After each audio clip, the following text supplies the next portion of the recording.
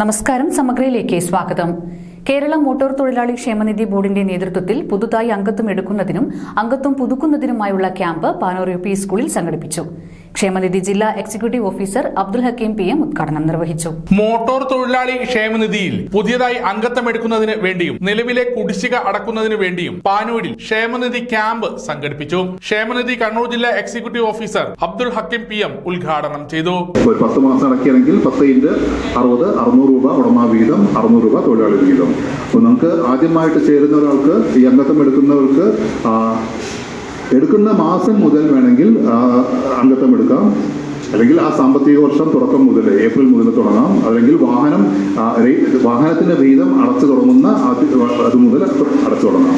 പക്ഷെ വളരെ ബാക്കിൽ കുറേ മുമ്പ് 5 വർഷം 10 വർഷം അടച്ച ടാക്സ് ഒക്കെ അടച്ചിട്ടുള്ള വാഹനം നിങ്ങൾ 5 വർഷം കഴിഞ്ഞിട്ടാണ് ക്ഷേമനിധിക്ക് വരുന്നതെങ്കിൽ അത്രയും വർഷം നിങ്ങൾക്ക് മുൻഗണന പ്രാബല്യം ലഭിക്കില്ല. അവിടെ നിങ്ങൾക്ക് 3 വർഷം മാത്രമേ മാക്സിമം ലഭിക്കാൻ സാധ്യതയുള്ളൂ. അപ്പോൾ ശ്രദ്ധിക്കുക.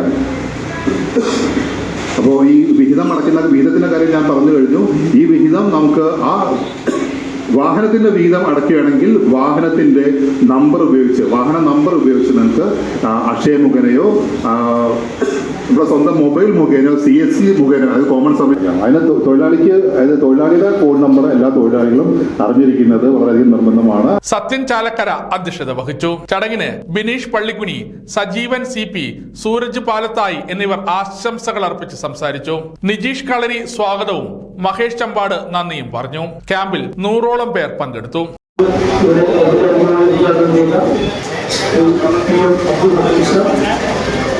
അതുപോലെ അവരൊക്കെ നമ്മുടെ പ്രവർത്തകർ സജീവൻ PC, മഹേഷ് ചമ്പാട്, അതുപോലെ മുഴുവൻ സഹപ്രവർത്തകരുടെ സുഹൃത്തുക്കൾ ഇപ്പൊ സജീവൻ സൂചിപ്പിച്ച മാതിരി ഇത്തരത്തില് എല്ലാ ക്യാമ്പുകളും വർഷം നടത്തിയെങ്കിൽ വളരെ നല്ലതായിരുന്നു. സമഗ്ര ന്യൂസ് പാനൂർ.